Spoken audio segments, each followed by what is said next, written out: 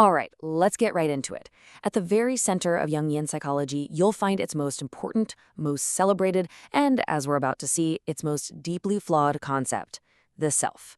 Now, this isn't just another idea. It's supposed to be the bedrock of the entire system, the ultimate goal of our development as human beings. But what if it's a beautiful promise that psychology simply can't keep?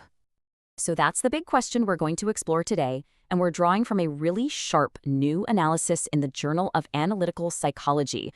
We are going to take this pillar of psychological thought apart, piece by piece, and ask a really serious question. What are we supposed to do with it? And there it is, right out of the gate. Leslie Stein's 2024 paper makes a bold claim that the self, as a concept, is internally inconsistent, it's speculative, and ultimately, it's a dead end. Now, this creates a huge problem, not just for academics arguing about theory, but for real therapists with real patients. Okay, so before we start deconstructing it, let's be crystal clear on what we're talking about. The self isn't the ego. It's not just your conscious personality. It's the whole thing. Jung saw it as the central organizing principle of your entire psyche, the God within, if you will. And becoming conscious of it, that process he called individuation, was meant to be life's ultimate purpose. So, let's start by digging into that foundational paradox. We're going to see exactly why this goal of the entire process is, according to this new analysis, almost impossible to actually achieve.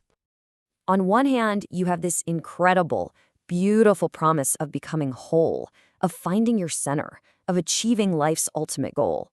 But on the other hand, the paper argues, you have an idea that's full of contradictions, based on unprovable speculation, and sets a goal that is, for all practical purposes, unreachable. And here's where it gets really sticky, the ego. I mean, our entire conscious identity is built on the idea that we have free will, that we have agency, we do things. But to realize the self, you have to completely let go of that. You have to accept that the self is the real ruler and the ego is just along for the ride. It's a deterministic idea that our psychology is fundamentally wired to fight against. And you know, the wildest part of all this? Jung himself was totally aware of the problem. He actually admitted that the promise of reaching this goal was, and I quote, only half of the psychological truth. The other half was this massive, powerful force of the ego fighting for its own survival, which keeps that ultimate goal forever just out of reach. So this brings us to a really important question. If the concept is so tricky, where in the world did it come from? In this next section, we're going to trace its kind of shaky origins to see why it doesn't have the solid foundation you'd expect for such a central idea. Now, this is a key insight from the paper. The idea of the self didn't come from some logical deduction or scientific study. It was a revelation, a personal, subjective experience that happened to Jung. So the theory didn't create the experience came first, and then it created a theory that was looking for proof. And you can actually trace his journey to try and ground this personal vision. It kicks off in 1927 with his famous Liverpool dream, where he sees the self as the center. 10 years later, he travels to India and finds this powerful echo in the ancient Hindu concept of the Atman. Then in 1941, with the world literally falling apart in World War II, he turns to the great myths of humanity to try and give his personal insight a kind of timeless universal truth. Okay, so what have we got? A paradoxical concept with very subjective origins. So what? Why does this matter? Well, it matters because it creates a massive dilemma when you try to take it out of the textbook and into a real therapy session. And this is the real practical question that Stein's paper gets at. If you're the therapist, what's the move? Do you ignore the concept? Do you try to teach it? Do you champion it? I mean, if the very foundation of your system is shaky, how do you ethically and effectively use it to help someone? The paper lays out a few different ways a practicing analyst can approach this. They range from being pretty passive to being very active. Let's walk through them. So the first path is basically one of radical humility. It says, look, the self is a mystery. It's so profound that any attempt by the ego, yours or the patient's, to grab it is just pointless. It'll show up if and when it's ready. The analyst's job isn't to lead the way, but just to be a witness. There's this incredible dream that's cited in the paper that just perfectly captures this first path. The patient's ego can see the archetype of the self, this old wise man, but it can't force a conversation. It can yell all it wants, but it doesn't even get acknowledged. The self is just operating on a totally different level, completely inaccessible to the ego's will. All right, the second path is a bit more hands-on. The argument here is that the self is such a foreign concept to our conscious mind that the ego needs to be prepped for it. So this approach involves psychoeducation. You actually teach the patient the theory of the self.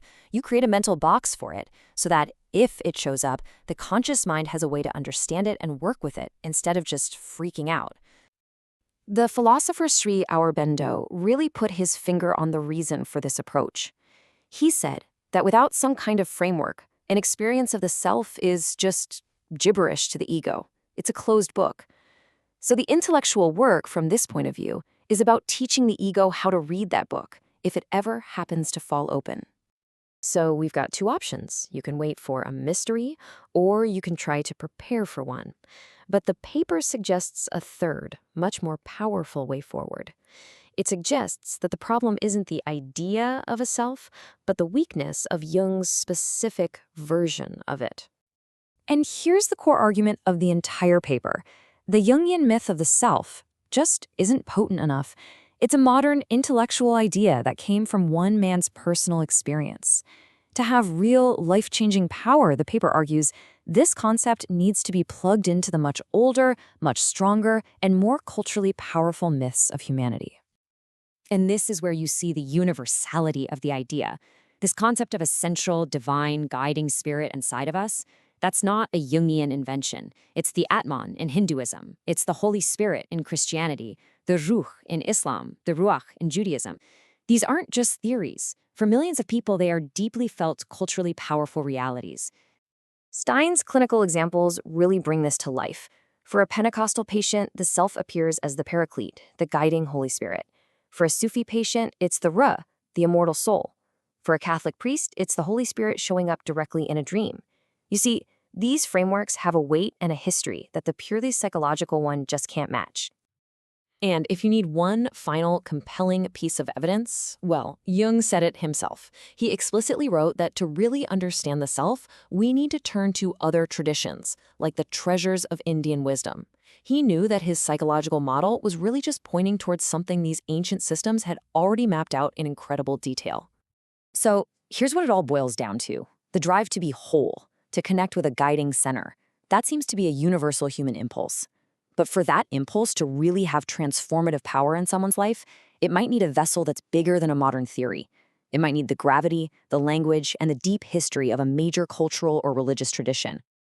And that leaves us with this final, really provocative question. Does the ultimate journey of psychology, this path of individuation, does it inevitably lead us out of the therapist's office and back into the ancient worlds of spirit, myth, and religion? That is the profound challenge this analysis leaves us with.